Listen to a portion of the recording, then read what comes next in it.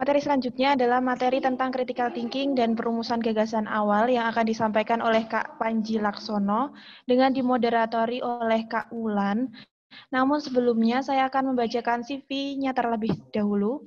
Nama Sri Wulandari, tempat tanggal lahir Purworejo 23 April 2001, alamat RT 1 RW 2 Desa Kaliboto, Kecamatan Bener, Kabupaten Purworejo. Moto hidupnya adalah manusia itu tumbuh, maka harus sungguh. Siapa yang sungguh, semoga ditangguhkan. Untuk selanjutnya, saya serahkan kepada moderator untuk memandu jalannya acara. Kepada moderator dipersilahkan. Baik, terima kasih. Sebelumnya, apakah terdengar suara saya?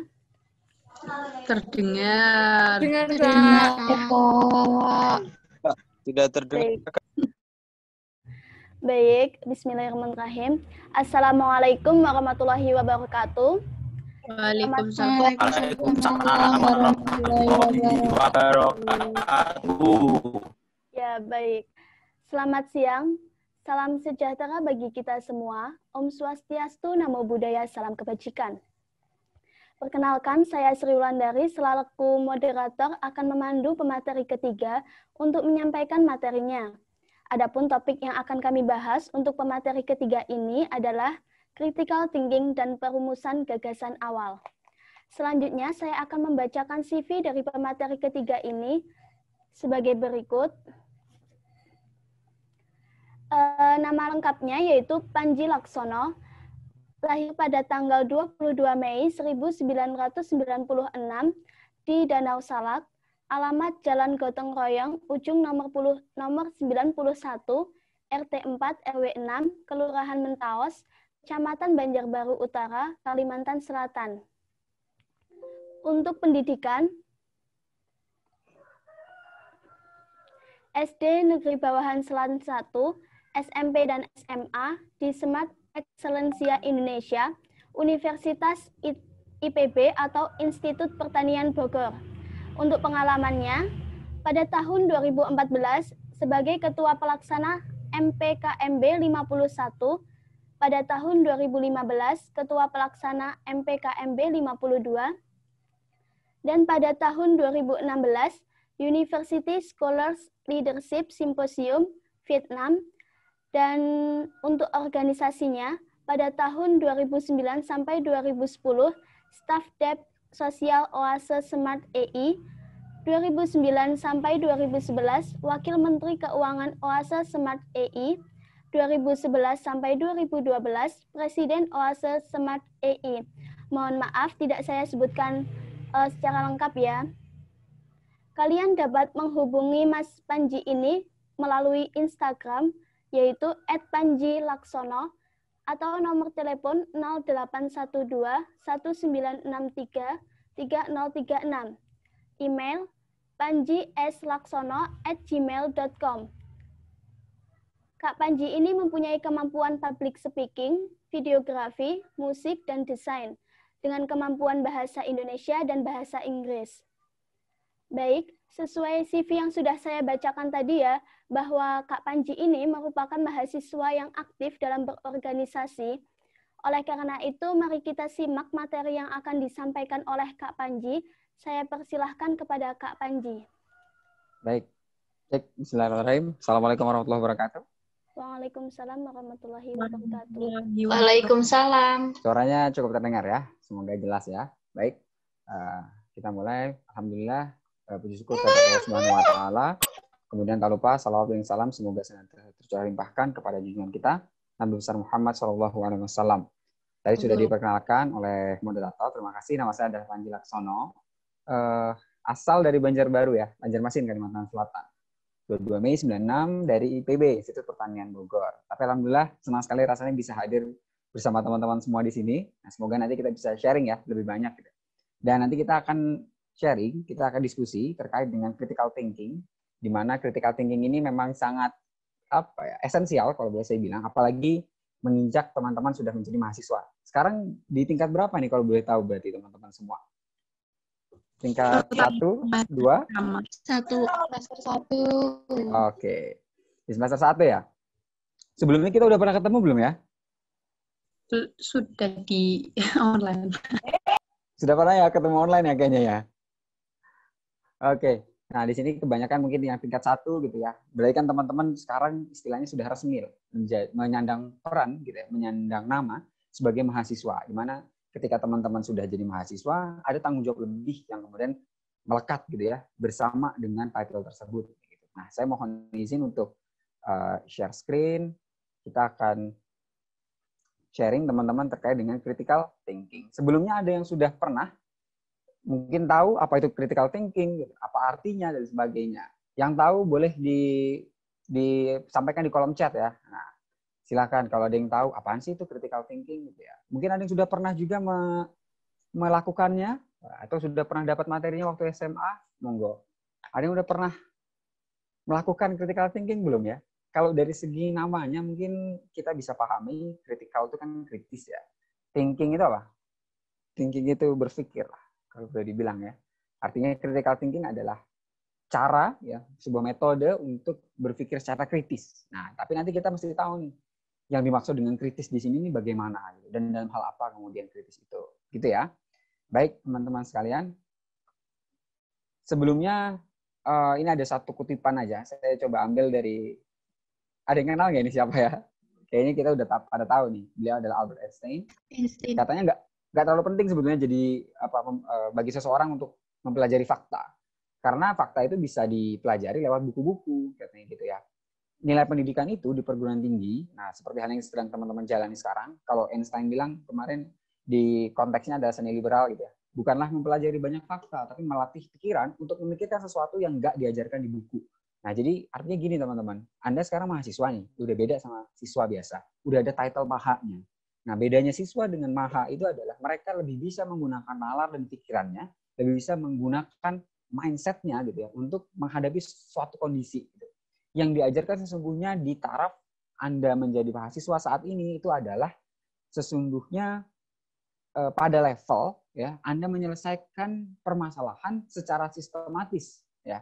Makanya ilmiah itu, ya metode ilmiah itu mengajarkan kita untuk menyelesaikan sebuah permasalahan itu secara bertahap dan teratur begitu. Nah, itu sebetulnya yang ingin dikembangkan di level S1 begitu. Teman-teman di sini S1 ya atau sekolah vokasi? S1. S1 ya. S1. Nah, teman-teman S1 kan pada bikin skripsi ini biasanya kan. Di skripsi itu kan sebetulnya tidak terlalu dituntut kebaruan dari penelitiannya kan, tapi yang dituntut adalah sebetulnya bagaimana teman-teman bisa berpikir secara kritis, teman-teman bisa berpikir secara terstruktur dan ilmiah. Nah, ini yang penting. Nah, katanya Einstein sebetulnya nggak terlalu penting sih, nggak terlalu penting buat seseorang itu mempelajari fakta karena dia bisa aja belajar dari buku gitu.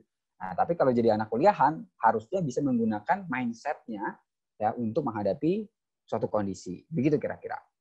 Lanjut lagi, nah ini kita bakal bahas straight to the point ke critical thinking ya, biar nanti kita bisa diskusi lebih banyak kayak gitu. Nah, critical thinking nih teman-teman. Berpikir kritis itu adalah menganalisis suatu suatu masalah atau situasi dengan fakta, data, atau bukti yang berkaitan dengannya. Sadari betul bahwasannya garis besarnya adalah ya, menganalisis, memfokuskan analisis pada masalah berdasarkan fakta dan juga data-data. Nah, itu ya. Jadi ada beberapa variabel nih. Ada masalahnya itu sendiri, kemudian juga di variabel yang lain adalah fakta dan juga data-data yang mendukung atau yang berkaitan dengannya. Nah, idealnya berpikir kritis itu dilakukan secara objektif, jadi tidak terikat atau tidak terpengaruh pada bias pribadi. Biasanya kan bias pribadi itu entah emosi, entah kondisi psikologis, entah faktor-faktor lingkungan dan sebagainya. Secara ideal sebetulnya berpikir kritis itu atau critical thinking itu menumbuhkan pemikiran yang terstruktur secara logika gitu. Nah, kenapa ini jadi penting? Karena nanti teman-teman dalam menghadapi dunia perkuliahan ya, dalam menghadapi dinamika di kampus, nanti akan muncul banyak persoalan, banyak tantangan dan sebagainya yang menuntut penyelesaian secara terstruktur begitu. Nah, ini butuh critical thinking di sana. Clear ya di sini ya. Kalau anak-anak kuliahan itu kalau ngobrol kita biasa by data kayak gitu ya. Nah, kalau ngobrol yang penting-penting yang menyangkut urusan misalkan pergerakan mahasiswa, entah politik negara maupun juga ekonomi dan sebagainya gitu ya. Nah, ini biasanya kita sertai dengan data-data yang mendukung. Nah, ada beberapa hal, saya langsung aja ya ke poin ya. Ada beberapa hal yang penting sekali untuk bisa kita perhatikan dalam mengembangkan critical thinking. Nah, yang pertama adalah identifikasi. Identifikasi itu langkah pertama banget dalam proses berpikir kritis, ya, mengidentifikasi situasi atau masalah, ya, melihat faktor-faktor yang mempengaruhinya. Nah, ini penting nih. Kalau teman-teman melihat suatu kondisi, hal pertama yang dilakukan adalah identifikasi terlebih dahulu. Nah, ini biasa fenomena kita kan, kalau dapat berita, kalau dapat share, kalau dapat broadcast begitu, ini biasanya langsung muncul persepsi bahwasanya oh ini adalah sebuah fakta atau kebenaran. Nah, critical thinking itu mengharuskan kita untuk melakukan proses identifikasi terlebih dahulu. Jadi setelah kita punya gambaran yang jelas tentang kondisi ataupun juga orang-orang, kelompok, pihak-pihak yang terkait dalam peristiwa itu, baru nanti kita bisa tahu nih kemungkinan-kemungkinan yang muncul, entah masalah maupun solusi yang ada di sana. Kayak gitu ya. Nah, ada beberapa catatan penting di sini ya. Ketika menghadapi situasi, pertanyaan atau skenario baru, berhentilah untuk menginventarisasi keadaan mental. Ini yang saya sebutkan tadi di awal ya, bahwasanya critical thinking mengajarkan kita untuk berpikir jauh lebih logis, gitu. Jauh lebih terstruktur dan juga logis, di mana pengaruh-pengaruh yang sifatnya bersifat psikis personal gitu, yang sifatnya kalau anak sekarang bilangnya apa ya, baper kali ya, yang baper-baperan gitu kita coba reduksi. Kenapa demikian? Karena emosi itu cenderung mereduksi kualitas dari keputusan yang dibuat kayak gitu. Nah, caranya biasanya adalah untuk meningkatkan kemampuan kita di bidang di step identifikasi ini, yaitu adalah dengan mengajukan beberapa pertanyaan ketika menghadapi sebuah permasalahan atau sebuah hal gitu ya. Pertama, siapa melakukan apa? Siapa yang ngelakuin apa? Jadi kita coba mengidentifikasi terlebih dahulu subjeknya. Siapa sih yang terlibat di situ? Siapa melakukan apa yang terkait dengan sebuah peristiwa tersebut? Kemudian, apa yang tampaknya menjadi alasan terjadinya hal ini? Sebab. Kita coba identifikasi sebabnya. Setelah tahu subjeknya, orang-orang atau pihak-pihak terkait, kita coba cari sebabnya apa. Kemudian yang ketiga adalah hasil akhirnya gimana? Nah, ini baru gambaran umum saja nih, general. Jadi sebabnya apa, akibatnya apa, siapa yang terlibat di dalamnya. Ya. Karena gini, mengidentifikasi siapa yang terlibat di dalam peristiwa itu nanti akan berpengaruh ke step selanjutnya. Nanti kita lihat deh. Ternyata emang itu akan berpengaruh nanti. Yang kedua, setelah identifikasi adalah riset. Nah, riset ini mengharuskan kita untuk mengumpulkan informasi-informasi. Teman-teman perlu hati-hati di sini. Jadi gini, argumen itu memang biasa disampaikan untuk menarik minat atau dalam tanda kutip persuasif lah, gitu ya. Dalam tanda lain atau dalam kata lain persuasif gitu. Ini berarti biasanya fakta ataupun juga angka-angka maupun juga argumentasi yang disebutkan itu yang disajikan ke kita itu biasanya bias gitu, atau biasanya tercampur aduk dengan hal-hal yang sifatnya persuasif, sehingga kita biasanya agak bingung menentukan yang mana nih yang sebetulnya benar gitu ya. Cara terbaik untuk mengatasi ini itu dengan memverifikasi secara independen, temukan sumber informasi dan juga evaluasi. Nah, mungkin gini deh, kalau teman-teman banyak lah kita temui ya di HP kita, di gadget kita, di internet lah, atau media-media sosial yang sering kita gunakan setiap hari gitu ya. Tentu kita sering ngelihat kan, banyak peristiwa yang di-share, banyak peristiwa yang yang disebarkan begitu, tanpa menyebutkan data-data maupun fakta-fakta. Zaman sekarang di era yang VUCA ini, volatility, uncertainty, complexity, dan juga ambiguity ini, penuh dengan hal-hal tersebut ya, makin tidak jelas untuk bisa menentukan nih, mana yang menjadi fakta, mana yang menjadi pengalihan isu sebetulnya. Nah, ini dalam konstelasi yang lebih rumit kalau kita lihat sebetulnya jauh lebih kompleks ya. Artinya satu hal yang kita lihat di layar kaca hari ini mungkin berkaitan dengan hal-hal lainnya di luar sana. Contoh peristiwa politik lah, atau peristiwa yang sekarang lagi apa sih? Atau misalnya gini, pemerintah mengeluarkan sebuah kebijakan yang baru gitu ya. Nah, ini kan kalau kita pandang nih, sebetulnya kan tidak plain hanya di situ saja kepentingannya, tapi mungkin berkaitan dengan kejadian-kejadian lain maupun juga dengan agenda-agenda yang lain. Nanti kita akan bahas juga tuh. Nah, catatan penting dari step yang kedua yaitu riset adalah nih, perhatikan, ini tipe nih ya. Perhatikan klaim yang tidak bersumber. Nah, ini apakah orang yang mengajukan argumen itu menerangkan dari mana sumber informasinya. Kalau kamu ya coba buat mencari tahu lagi dan ternyata kok nggak ada jawabannya, perlu hati-hati. Nah, di sini penting nih untuk mentabayun ya, atau mengkonfirmasi ulang begitu. Penting untuk diketahui bahwa tidak semua sumber itu valid datanya. Nah, ini hati-hati. Selanjutnya, step yang ketiga. Nah, nanti kita akan ada fase diskusinya nih ya. Yang ketiga, identifikasi bias. Ini juga yang biasanya mendistraksi kualitas dari sebuah argumentasi atau informasi gitu ya. Identifikasi bias nih. Bias pribadi bisa mengaburkan penilaian soalnya. Nah, coba challenge diri kita untuk berani berdebat dengan pikiran kita sendiri, ya kan? Dengan asumsi-asumsi kita sendiri. Ini penting ya buat belajar melihat sebuah fenomena dari sudut pandang yang berbeda. Nah, kita perlu menantang diri kita nih untuk mengidentifikasi bukti yang membentuk keyakinan kita sendiri, gitu. Oke, nanti kita akan coba sandingkan dengan case yang nanti akan saya ajukan, buat kita selesaikan bersama-sama. Nah, ini ada beberapa trik nih. Trik di fase ini, di fase identifikasi bias ini adalah coba ajukan beberapa pertanyaan yang di bawah ya. Siapa yang mendapat manfaat dari sini? Nah, ini biasa banget nih kalau teman-teman mengikuti, tahu Mardigu nggak ya? Tahu Pak Mardigu Wowi nggak di channel YouTube-nya maupun juga di Instagram-nya itu biasanya sering mengeluarkan rilis ya, video-video yang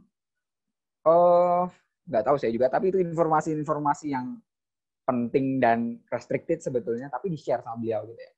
Nah, beliau sering terangkan di situ bahwasanya dalam melihat fenomena perlu dilihat nih siapa mendapatkan apa nih dari kejadian ini. Ini biasanya kalau berpikir yang agak-agak intelijen, nah yang berpikir intelijen nih, biasanya pendekatannya kayak gini nih.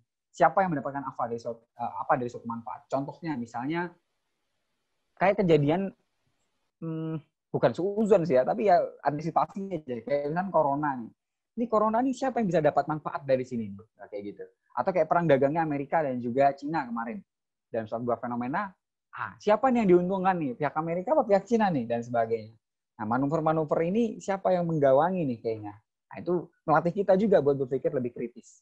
Terus, selain itu, pertanyaan selanjutnya adalah, apakah sumber informasi ini punya agenda atau enggak? Nah, ini yang saya bilang tadi ya. Ini kejadian ini kayaknya ada maksud tertentu nggak ya? Atau ada pesan-pesan khusus nggak yang ingin disampaikan melalui kejadian-kejadian ini kayak gitu? Banyak fenomenanya teman-teman di sekitar kita lah, atau di kehidupan kita sehari-hari kayak gitu ya.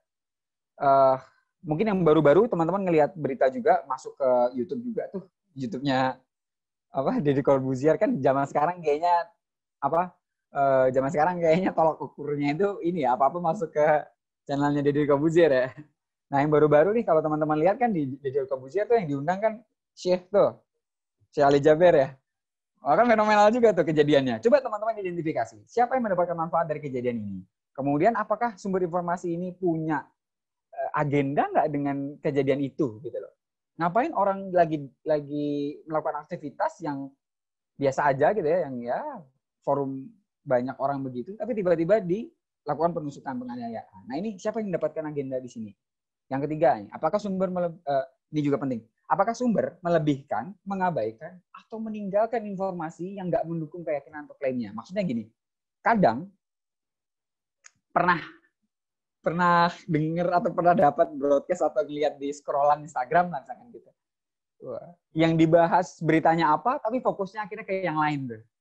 Dan yang dilebih-lebihkan suatu hal yang sebenarnya nggak penting gitu. Misalkan kehidupan artis lah. Kehidupan artis yang diangkat profilnya, tapi yang dibahas tentang kucingnya. Apaan sih gitu kan. Kayak nggak esensial kayak gitu. Nggak nyambung. Nah, biasanya informasi yang masuk ke diri kita ini juga, itu sumber-sumbernya atau informasi-informasinya itu sudah di-framing. Tahu ya istilah framing ya?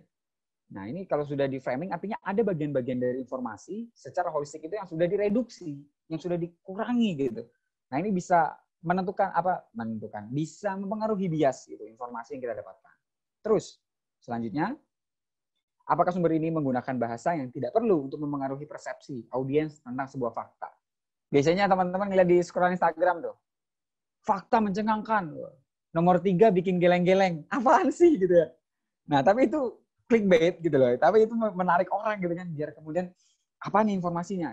Padahal itu, statement itu tidak berpengaruh atau bahkan bukan tidak berpengaruh, tapi tidak relevan dengan informasi khusus yang ingin disampaikan kayak gitu. Nah, juga pertanyaan-pertanyaan berikut. Terus lagi yang berkaitan sama critical thinking yang keempat adalah inferensi. Inferensi itu intinya adalah tentang menarik kesimpulan, ya, deduksi lah, menarik kesimpulan dari informasi yang sudah teman-teman dapatkan, ya. Nah, ini penting karena salah menentukan inferensi bisa berakibat pada kesalahan pengambilan persepsi. Gitu. Informasi nggak selalu disertai dengan ringkasan, jadi teman-teman mesti mengidentifikasi sendiri nih. Jadi menyimpulkan sendiri dalam benaknya, kira-kira apa nih, kira-kira gimana nih, gitu.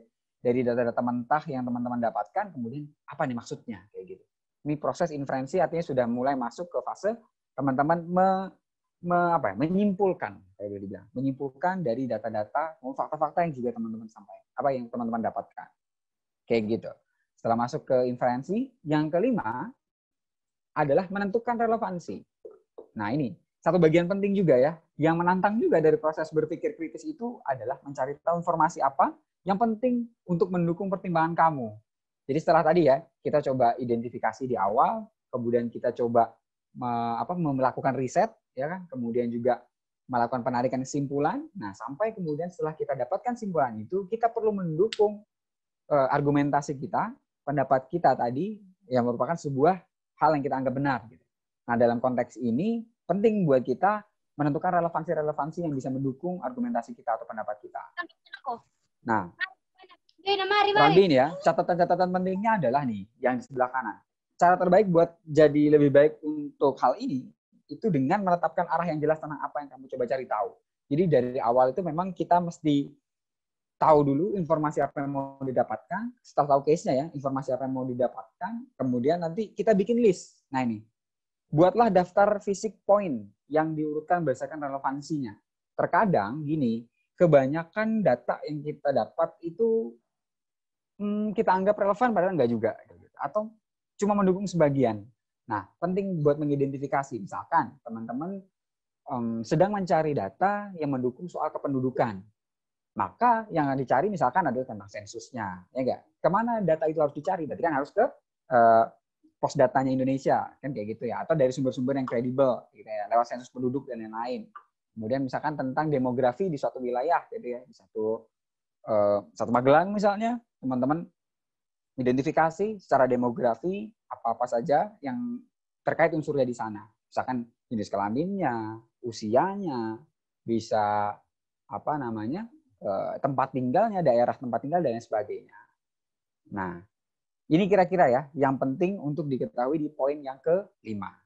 Selanjutnya, poin yang terakhir yang ke-6 adalah keingintahuan. Jadi melengkapi dari semua hal itu tadi, yang 5 poin tadi itu, poin yang ke-6 yang penting buat kita mengembangkan critical thinking adalah keingintahuan atau curiosity. Ini penting nih karena menantang ini ya, ide kita untuk berpikir. Jadi gini, jangan dibayangkan setelah kita ngikut agenda ini, setelah kita dijelaskan tentang critical thinking, terus kemudian besok kita jadi orang yang kritis. Enggak. Proses critical thinking itu merupakan proses yang dilalui, merupakan sebuah proses yang harus dilakukan by practice. Nggak bisa kemudian teman-teman saya sampaikan begini, besok teman-teman jadi ahli. No. Ini harus dibiasakan. Teman-teman mulai hari ini, ya mulai setelah mengikuti acara LKMM hari ini, mulai bisa menerapkan konsep pemikiran yang terstruktur dan juga kritis begitu. Ini harus harus dilakukan bertahap dan harus dibudayakan. Jadi ketika teman-teman misalkan menghadapi suatu kondisi, tidak buru-buru menjudge, ya bukan kaum sumbu pendek istilahnya. Sumbu pendek itu gampang panas gitu ya.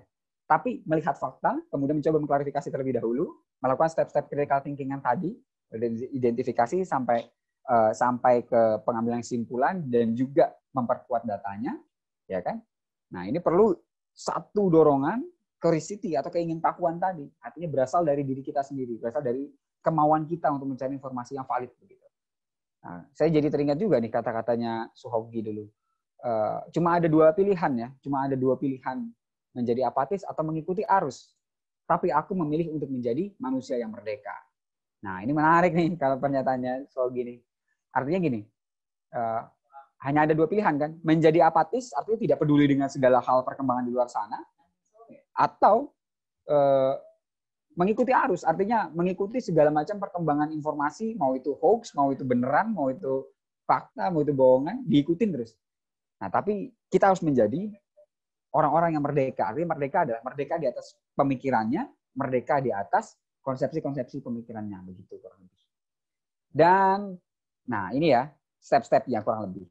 Mulai dari reasoning, ya, mulai dari alasan, kemudian mengidentifikasi, menganalisa, merefleksi, dan juga mengevaluasi. Sebetulnya proses critical thinking itu sirkuler kayak gini ya. Jadi berputar, bersiklus. Karena seiring dengan perkembangan informasi, perkembangan waktu, biasanya informasi itu bertambah. Dan kita harus terus melakukan verifikasi terhadap hal itu gitu ya. Nah, mulai dari reasoning, mengidentifikasi, menganalisa, merefleksi, sampai ke mengevaluasi lagi.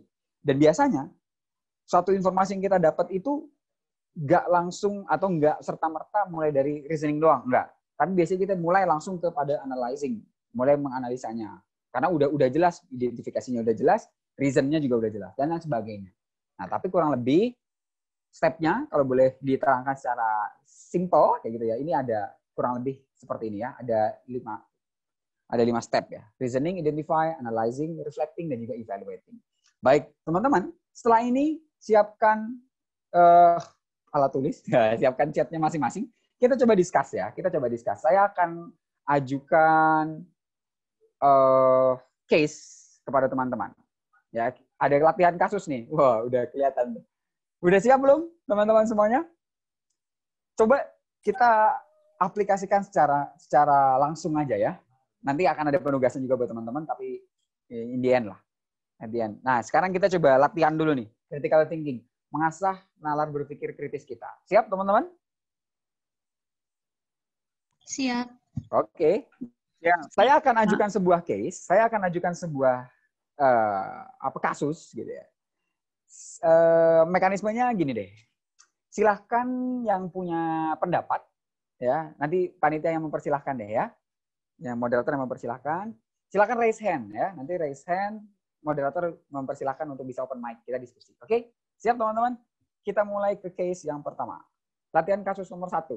Bayangkan ada seseorang gitu ya, dengan berat badan 200 kilo berdiri di hadapanmu. Coba gambarkan penampakan orang tersebut. Langsung, ayo. Siapa yang punya pendapat?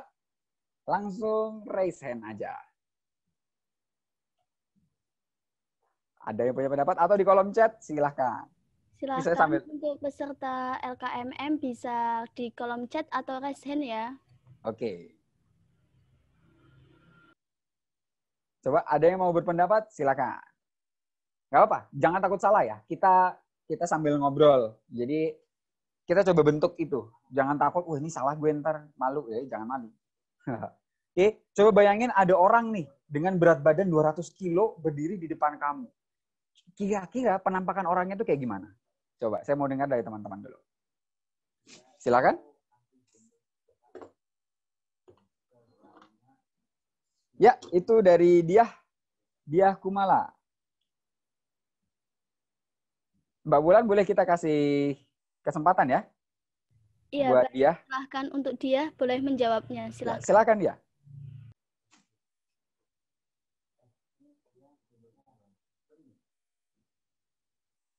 Oke, dia bilangnya boleh di open mic aja dia.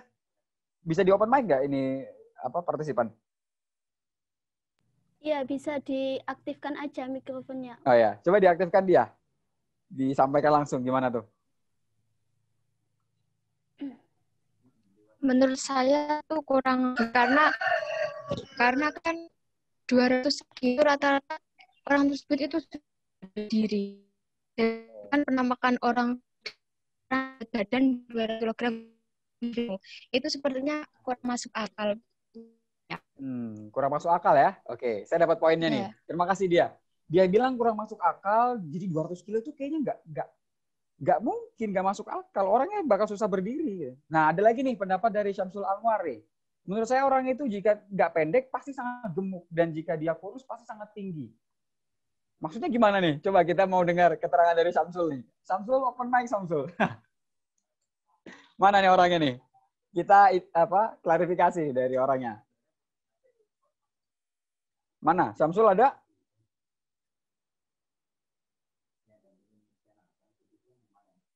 Oh, coba bisa chat. Ya udah nggak apa-apa. Tapi kalau yang saya dapat poinnya dari Samsul ini, orang itu pilihannya cuma 2. Kalau dia pendek, gemuk, kurus, tinggi gitu ya. Nah, ini kurang menjawab nih. Kalau 200 kilo kira-kira gimana penampakan orang ini kan? Oke, ada yang minta izin menjawab lagi nih Kak. Yaitu dari Siti Nuraisa ya. Benar? Iya Kak, maaf ya Kak, nggak bisa nyalain kamera, kalau Nggak nggak apa-apa. nanti koneksinya. Ya nggak apa-apa. Silakan disampaikan. Jadi menurut bayangan saya tuh orang yang berberat badan 200 kg itu bisa jadi tinggi sekitar 190 menuju 2 meter lah Kak. Terus badannya jelas gemuk banget. Terus bisa nutupin penglihatan yang ada di depan saya, Kak, kalau berdiri di depan saya. Oke, good. Good point bagus dari Siti nih. Ada lagi kira-kira gimana gambarannya?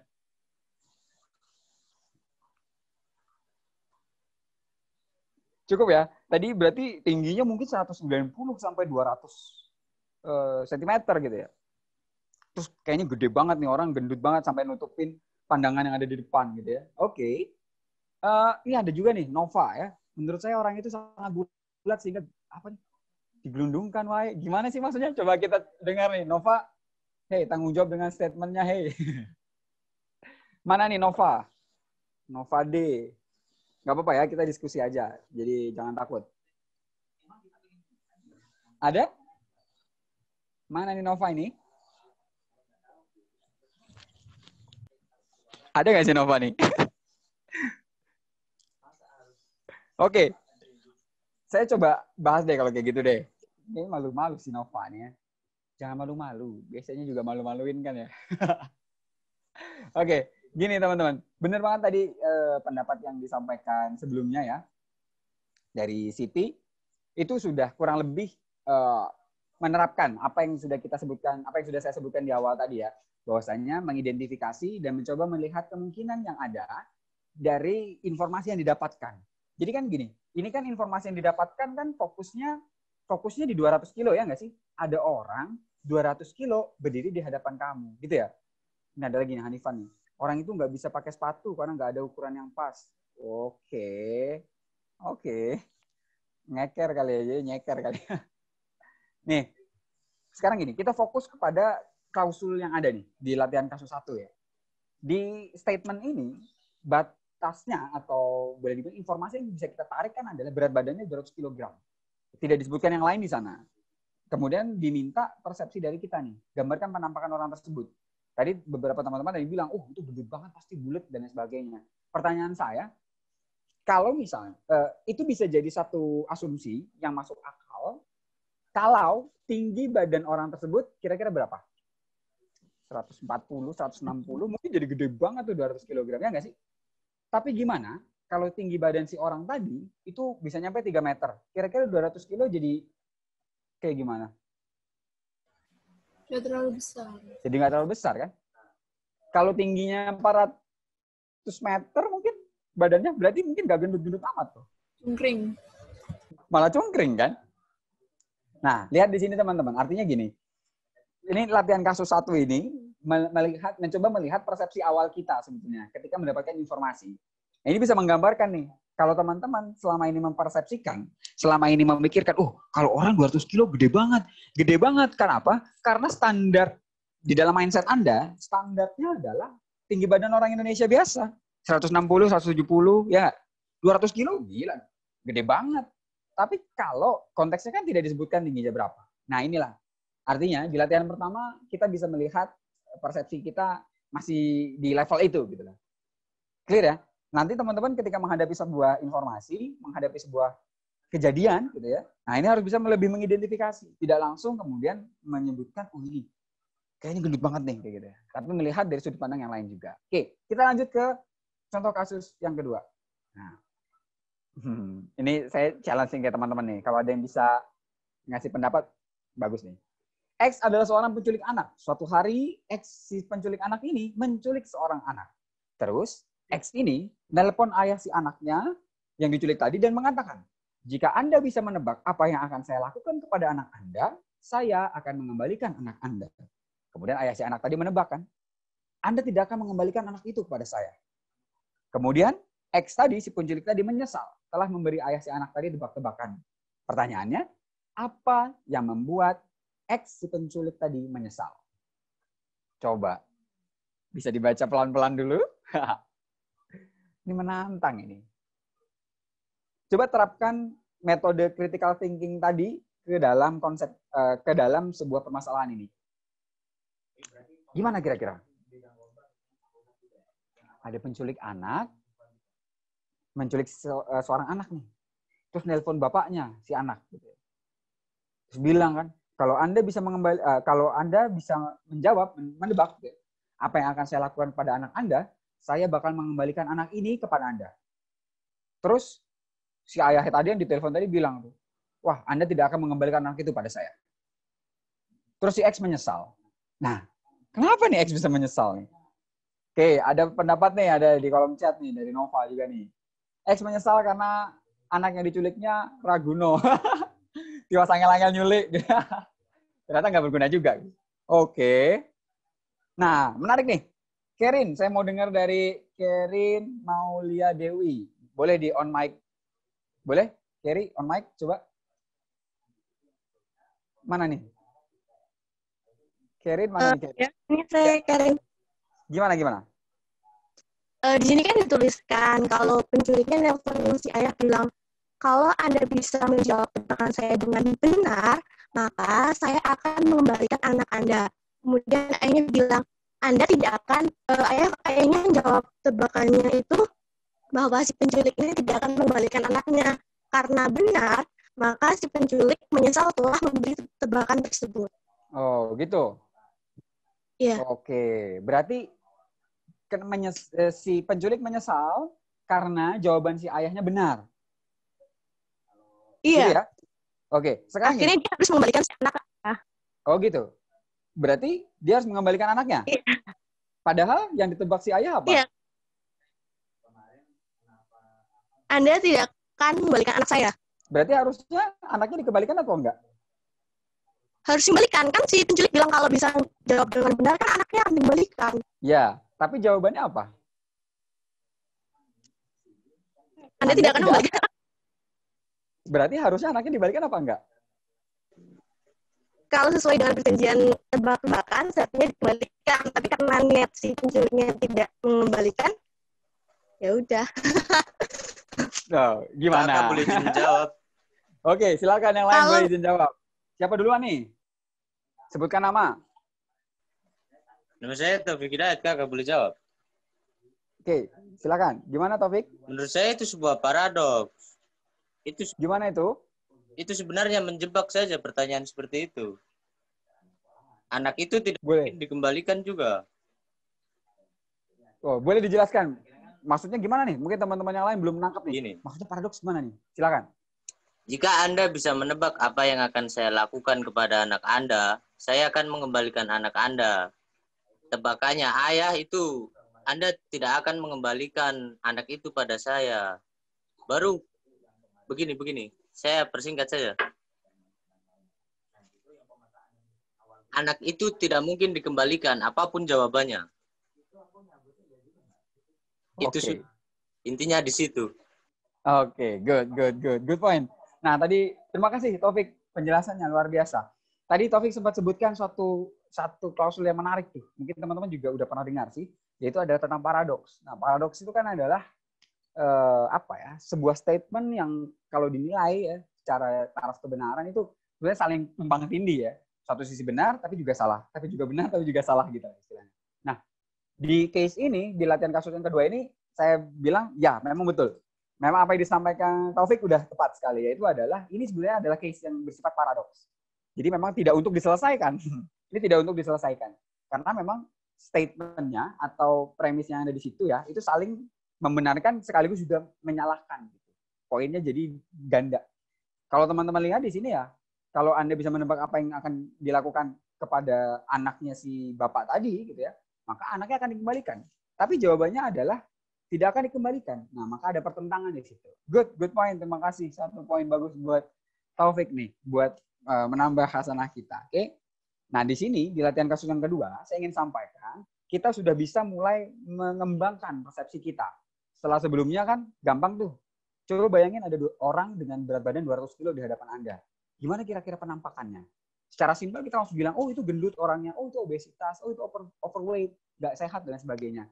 Nah, di kasus yang kedua ini kita mulai bisa mengidentifikasi, karena ada beberapa informasi yang bisa kita dapatkan. Di antaranya adalah statement-statement nih ya, kutipan-kutipan langsung dari si penculik maupun juga ayahnya si anak. Oke, good. Ada satu lagi buat teman-teman. Nah, ini. Ini kayaknya akan lebih gampang nih dijawab oleh teman-teman. Kasus yang ketiga, siapa yang nggak tahu Pinocchio ya? Pinocchio akan hidungnya akan memanjang nih kalau dia bohong. Suatu hari Pinocchio bilang, hidung saya akan memanjang. Kira-kira apa yang mungkin terjadi? Ada yang mau berpendapat? Silakan. Iya, berbohong, Pak. Siapa yang berbohong? Pinocchio-nya. Pinocchio. Kenapa berbohong? Kan dia bilang hidung saya akan memanjang. Apa yang mungkin terjadi? Yang mungkin terjadi ya dia berbohong, Kak. Oh gitu. Baik. Dari Siti berpendapat, berarti Pinocchio lagi bohong tuh. Bukan lagi bohong sih, Kak. Kan dia bilang hidung saya akan memanjang. Jadi suatu saat akan memanjang. Berarti dia menjelaskan suatu saat dia bakal bohong. Suatu saat dia bakal bohong. Berarti dia bohong apa enggak? Kalau untuk sekarang, enggak. Oh, kalau untuk sekarang enggak? Wah, good. Ada yang punya pendapat lain nggak nih? Menarik ini. Oke, Siti udah ngasih satu jawaban lah. Ada yang punya pendapat lain nggak? Hidung Pinocchio akan memanjang jika dia berbohong. Suatu hari Pinocchio bilang, hidung saya akan memanjang. Apa yang mungkin terjadi?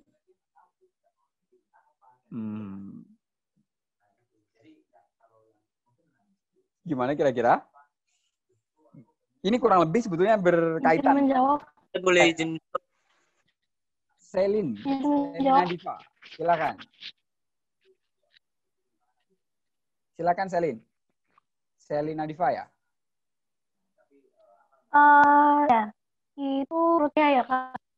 Itu di yang berbeda bukan di Hong Kong itu kan yang berpendapat itu kan nulis yang itu. Punten suaranya putus-putus ya. Jadi kayak dua. Oh iya. Ya, pelan-pelan coba. Gimana? Hidung Pinocchio sama itu kalimat hidung Pinocchio akan memanjang itu kan statement dari penulisnya. Terus yang Tuhan Pinocchio kata Pinocchio yang ngomong di kayak dua sudut pandang berbeda gitu kan sih. Oke, soal sudut pandang nih berarti nih. Menurut saya nggak ada yang boleh saya menjawab kok. Oke, silakan. Gimana, Taufik? Bantu Taufik.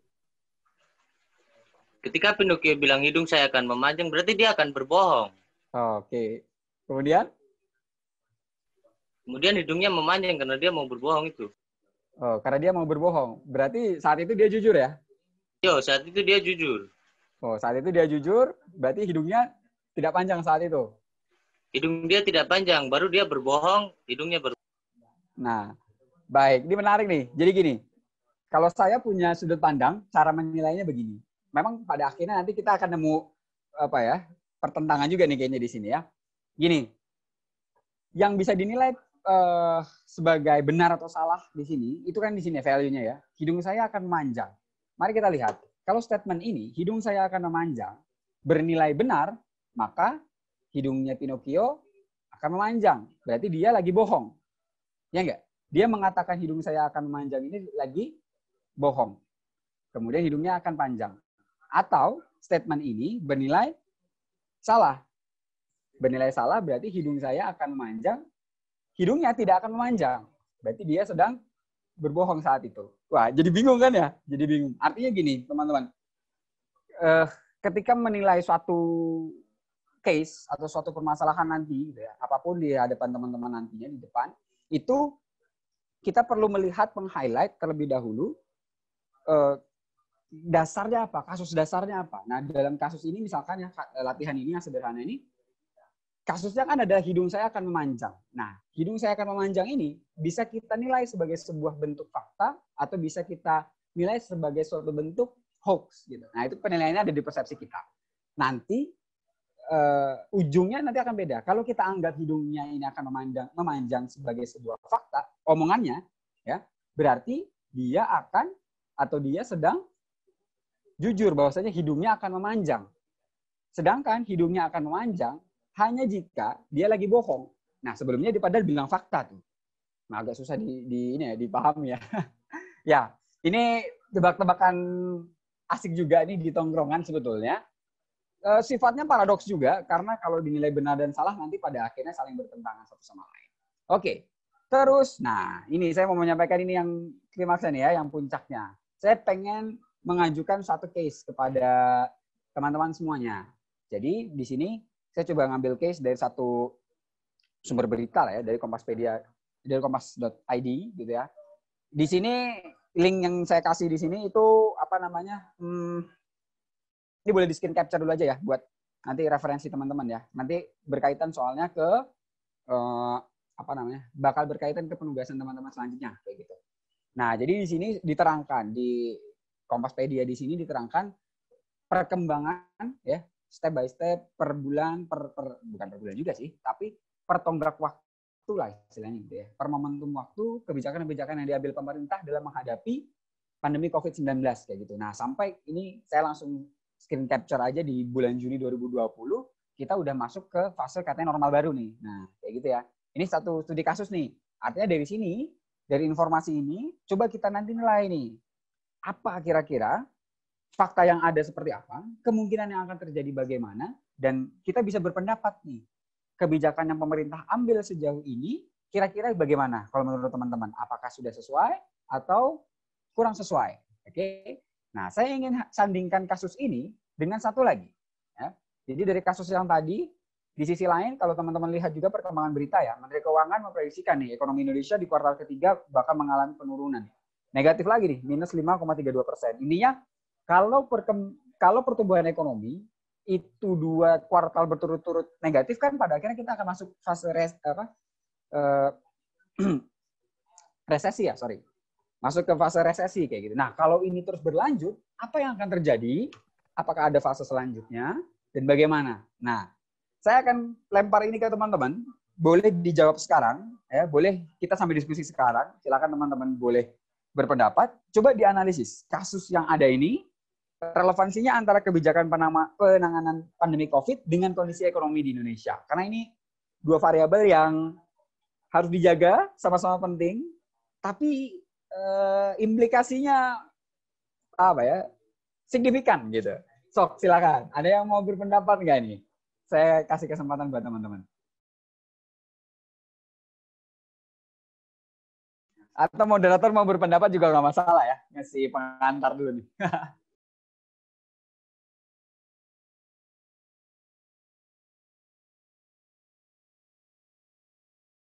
Oke, ada yang mau berpendapat dulu? Mungkin ada yang di kolom chat atau ada yang mau raise hand, nggak apa-apa. Gimana gini, simpelnya gini deh, kasusnya saya persimpel pertanyaannya istilahnya gini.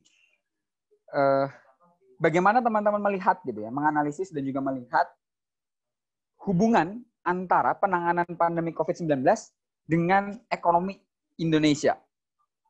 Ya, jadi ada 2 variabel nih. Ada satu sisi adalah penanganan COVID-19, itu kan butuh treatment ya, karena kalau nggak ditangani kan jatuhnya apa ya, pertambahan angka yang terjangkit maupun juga yang meninggal dunia karena kasus ini kan juga makin besar gitu. Tapi di sisi lain ekonomi kita nggak boleh ditinggalkan, karena kalau sampai ini ambruk, krisis di mana-mana yang ada nanti malah kekacauan di negara kita. Gimana nih? Wah, ini udah masuk kasus yang beneran ya. Jadi bukan yang ngecek-ngecek lagi. Kita nggak ngomongin Pinocchio lagi nih. Silakan teman-teman, ada yang mau berpendapat? Monggo. Saya serahkan ke moderator juga untuk bantu bisa mengakomodasi teman-teman yang lain. Silakan.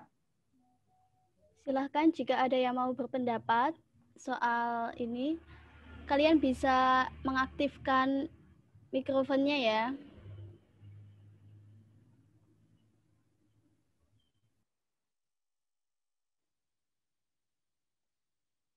Oke.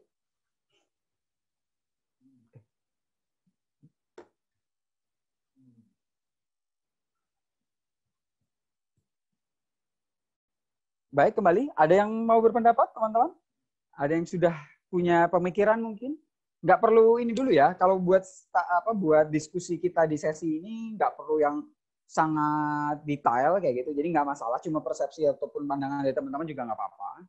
Mungkin kan kalau buat riset kan nanti akan ini sendiri ya, akan repot juga kayak gitu ya. Nah, silakan. Kalau teman-teman punya pandangan terkait kasus ini, silakan bisa disampaikan. Gitu. Saya coba ini deh. Saya coba sampaikan juga ke teman-teman link beritanya. Nah, di sini ada banyak. Di sini saya pilih kenapa? Soalnya ada banyak informasi, fakta-fakta yang bisa teman-teman baca di situ. Nah, untuk bisa mengembangkan critical thinking tadi. Artinya, coba dilihat dari tren. Ya, kalau teman-teman lihat beritanya, itu mulai dari perjalanan awal ya, di bulan Januari 2020, mulai fase siap siaga, kemudian berkembang sampai ke PSBB itu sekitar Maret kan ya, babak baru penanganan COVID. PSBB diberlakukan di berbagai daerah juga sempat dilakukan. Kemudian Maret sudah, April mulai PSBB dia sekitar akhir Maret sampai April lah ya. Nah, Mei itu udah sampai, kita ingat nggak waktu itu larangan mudik. Ini saya harusnya pulang kampung, jadi nggak bisa pulang kampung juga nih akhirnya ya. Larangan mudik di Mei. Nah, terus sampai ke bulan Juni nih, itu normal baru. Nah, sekarang udah September nih. Kayak gimana kondisinya? Itu ada semua di berita itu sebetulnya. Sok, silakan. Ada yang mau berpendapat? Saya kembalikan ke teman-teman. Kita diskusikan. Kak, maaf Kak, boleh lihat pertanyaannya lagi nggak Kak? Oke, sorry. Oke, kelihatan? Kelihatan. Oke. Nah, coba dianalisis kira-kira kasus antara kebijakan penanganan pandemi COVID dan juga ekonomi di Indonesia. Kalau teman-teman nih menilai ini dengan konsep critical thinking tadi gimana?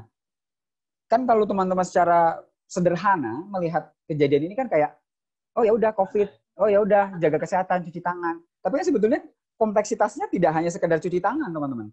Ada implikasi lain sebetulnya dari kehadiran COVID ini di tengah kehidupan kita gitu loh. Nah, apa nih yang mungkin muncul dari situ? Gitu maksudnya. Apalagi, nah saya spesifikkan karena kan banyak nih nanti aspek yang menyangkut COVID nih. Nah, spesifik ke arah ekonomi deh gitu. Kira-kira apa nih yang ada kaitannya implikasi COVID-19 dengan ekonomi? Mangga, silahkan.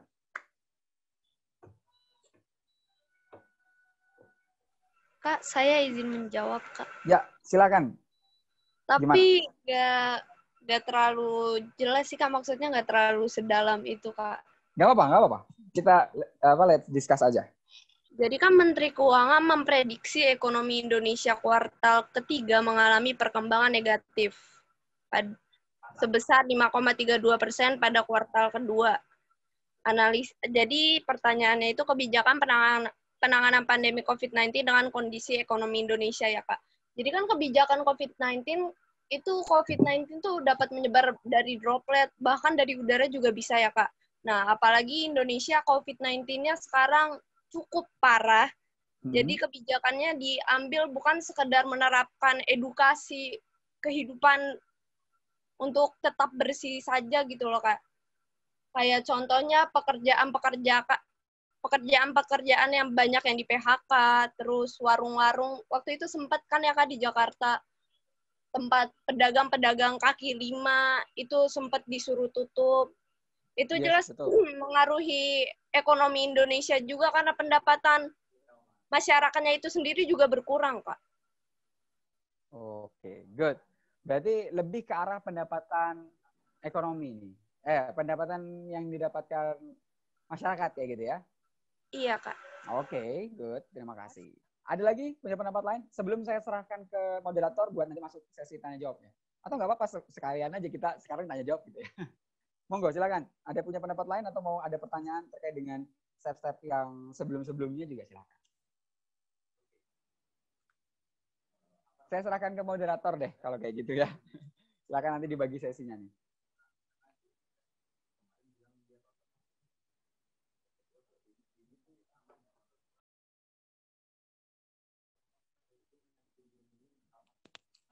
Baik, ada lagi yang mau menyampaikan? Baik, karena ada kendala dari moderator kami, sehingga diganti ya Kak Panji ya, mohon maaf ya, moderatornya.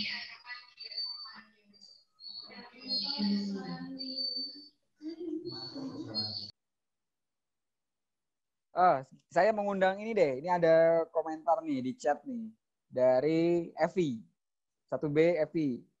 Boleh di on mic? Baik, Kak. Gimana pendapatnya? Katanya merubah sektor ekonomi Indonesia, merubah sektor ekonomi dengan berbasis teknologi ini. Gimana tuh maksudnya? Karena pada saat pandemi COVID-19 ini banyak masyarakat Indonesia yang melakukan work from home. Nah, kebijakan pemerintah dalam bidang ekonomi tersebut mengubah sektor ekonomi Indonesia dengan berbasis teknologi, yaitu dengan cara membuat kebijakan teknologi, gitu Kak. Oke. Berarti arahnya adalah sebetulnya escape plan kali ya, atau ya solusi lah yang ditawarkan pada akhirnya untuk menjembatani dua hal ini adalah dari basis teknologi gitu. Lewat teknologi kemudian ada solusi harapannya gitu dari pandemi COVID dan juga ekonominya gitu. Oke. Good. Menarik. Benar juga. Artinya kan secara pandemik, dari segi pandemi ya kita harus work from home, kita harus di rumah gitu ya. Tapi di sisi lain ekonomi harus tetap berjalan gitu. Nah baik, saya coba masuk nih ya. Saya coba masuk, terangkan ke teman-teman ya, sudut pandang yang ingin saya sampaikan. Intinya begini teman-teman. Di sini kan ada dua variabel yang sebetulnya entah mau kita pandang sebagai hal yang kontradiktif atau enggak, tapi kan dua hal ini kan saling mempengaruhi, betul ya? Dimana ketika dipandang hanya dari sudut pandang pandemi, maka Anda harus di rumah, otomatis kegiatan-kegiatan biasanya lumpuh, kayak gitu ya, dan pada akhirnya berimplikasi juga ke ekonomi. Nah, tapi kalau di sudut pandang ekonomi, tadi ya, harus dijaga untuk tetap berjalan, ekonomi tetap menopang perekonomian, menopang kehidupan, kayak gitu ya, tanpa mempedulikan kemudian protokol-protokol kesehatan. Nah, perlu ada jalan tengah nih sebetulnya, atau perlu ada pertimbangan nih yang harus dilihat oleh pemerintah. Nah, saya ingin kemukakan begini teman-teman sekalian. Nanti teman-teman silahkan untuk membuat analisis yang jauh lebih komprehensif, yang jauh lebih jauh lebih lengkap begitu ya. Mulai dari tadi ya step-stepnya, mulai dari identifikasi. Teman-teman coba identifikasi terlebih dahulu permasalahan ini sebetulnya letaknya di mana gitu ya. Apakah ada titik temu di sana? Kemudian teman-teman lakukan riset, coba apakah ada data-data yang mendukung. Nah, kira-kira data mana nih yang penting untuk diambil, yang untuk bisa mendorong kita nanti dalam pengambilan keputusan, ya kan? Nah, baru ke fase selanjutnya yaitu tadi adalah inferensi, atau teman-teman mencoba untuk menyimpulkan, oke, kesimpulannya adalah seperti ini, kemudian misalkan sebagai rekomendasi ke pemerintah, atau misalkan sebagai gerakan yang harus dijalankan oleh masyarakat dan sebagainya. Itu ya, kerangka besar yang pengen saya sampaikan. Nanti silakan dikomunikasikan dengan panitia. Tadi saya sudah coba titip ke panitia, biar diskusi kita ini bisa lebih produktif juga dan bisa meningkatkan awareness juga lah. Orang-orang di luar sana yang nggak ikut sesi kita hari ini ya, biar juga tahu apa itu tentang critical thinking dan juga tentang kasus apa yang kita bahas sekarang. Itu teman-teman sekalian yang ingin saya sampaikan. Terima kasih banyak. Saya akan kembalikan lagi ke moderator untuk bisa masuk ke diskusi maupun juga hal yang lainnya. Terima kasih banyak. Assalamualaikum warahmatullahi wabarakatuh. Waalaikumsalam warahmatullahi wabarakatuh. Baik, terima kasih kepada pemateri. Sekarang silakan bagi teman-teman yang ingin bertanya, saya buka satu pertanyaan saja. Dengan mengetikkan di kolom komentar atau chat, saya ingin bertanya. Seperti itu ya.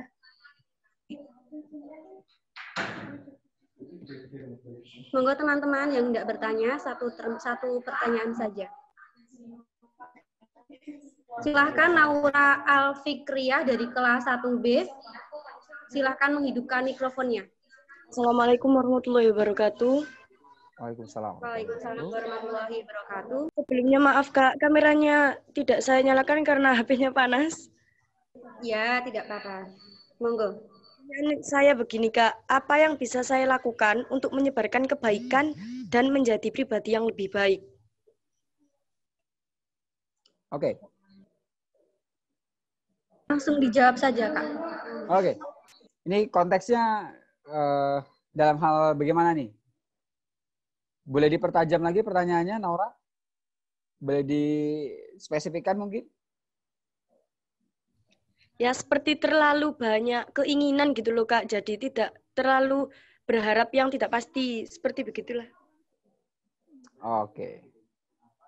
Benar. Ini saya coba untuk masuk ke dalam ini ya, bahasan utama kita ya, tentang critical thinking ya. Tapi gini, kalau misalkan dalam koridor critical thinking, teman-teman coba untuk mungkin refleksikan ke dalam kehidupan teman-teman sendiri gitu ya. Maka nanti hasil akhirnya adalah, kalau saya boleh berpendapat gitu ya, kayak saya sampaikan, mencoba berpikir kritis terhadap kehidupan kita sendiri pada akhirnya akan menghasilkan life plan. Nah, life plan ini seperti halnya proposal hidup lah. Teman-teman sudah pernah bikin proposal hidup? Udah pernah coba bikin belum proposal hidup? Jadi nggak cuma proposal kegiatan doang ya, tapi ada juga proposal hidup. Nah, di situ kita bisa rasionalisasikan lah timeline kehidupan kita, capaian-capaian apa yang ingin kita dapatkan, sehingga proses-proses yang harus dilalui pun jadi jelas. Nah, mungkin yang bisa saya jawab di sana. Kemudian biar tadi ya, menjawab juga keresahannya Naura gitu, bagaimana agar menjadi orang yang lebih terarah mungkin ya, dan juga menjadi pribadi yang lebih baik. Menurut saya tadi, pikirkan dengan konsep critical thinking tadi, timeline kamu gitu. Nah, dari sana nanti yang dihasilkan produknya adalah proposal hidup kalau boleh dibilang. Di sana akan tercantum visi misi hidupnya apa, kemudian juga capaian-capaian besarnya apa, sampai ke breakdown terkecilnya. Breakdown terkecilnya, bahkan hari per harinya Anda harus melakukan apa itu bisa ketahuan. Dulu saya pernah bikin itu. Saya pernah bikin dulu. Cuman sekarang agak kurang ini ya, agak kurang diaplikasikan. Cuman dulu waktu kuliah saya bikin itu. Dulu waktu SMA saya buat 100 target misalnya. 100 target yang harus saya capai. Entah dapat prestasi apa atau dapat pencapaian apa. Itu saya terapkan. Dan pada akhirnya memang mengarahkan hidup ya. Mengarahkan hidup saya sampai ke breakdown yang terkecil. Kayak gitu. Kurang lebih itu yang bisa saya jawab ya. Dengan dalam konteks yang kita bahas sebelumnya, yaitu adalah critical thinking. Gitu ya, Naura? Iya, Kak. Terima kasih. Oke.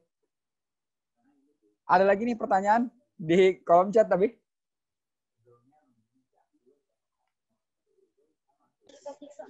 Mohon maaf, Kak. Ini kan ada beberapa pertanyaan, tetapi durasi waktunya kan sudah selesai. Seperti itu, Kak. Jadi nanti pertanyaannya bisa dikirim email atau via yang lain seperti itu. Tidak apa-apa, Kak, atau bagaimana? Oke, saya serahkan ke panitia untuk itu. Silakan.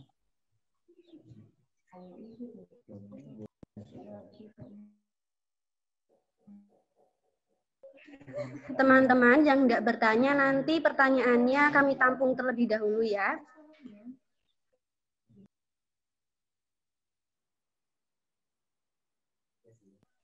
Demikian itu tadi pemaparan materi yang luar biasa dari Kak Panji. Nah, simpulan dari materi tadi yaitu seorang mahasiswa penting berpikir secara kritis dalam menghadapi suatu permasalahan. Nah, cara berpikir kritis itu yang pertama dengan identifikasi situasi atau masalah, yang kedua riset, yang ketiga identifikasi bias, yang keempat inferensi, yang kelima menentukan relevansi, dan yang keenam keingintahuan. Nah, harapannya mulai dapat menerapkan proses berpikir secara terstruktur dengan melihat fakta dan step-step yang sudah disampaikan. Begitu. Terima kasih Kak Panji atas waktu dan ilmu-ilmunya yang sudah disampaikan. Semoga dapat bermanfaat bagi kita semua. Nah, demikian tadi yang sudah dipaparkan, dan mohon maaf apabila saya ada kesalahan dalam bertutur kata. Demikian, wassalamualaikum warahmatullahi wabarakatuh. Waalaikumsalam warahmatullahi wabarakatuh. Terima kasih banyak teman-teman. Terima kasih kembali Kak.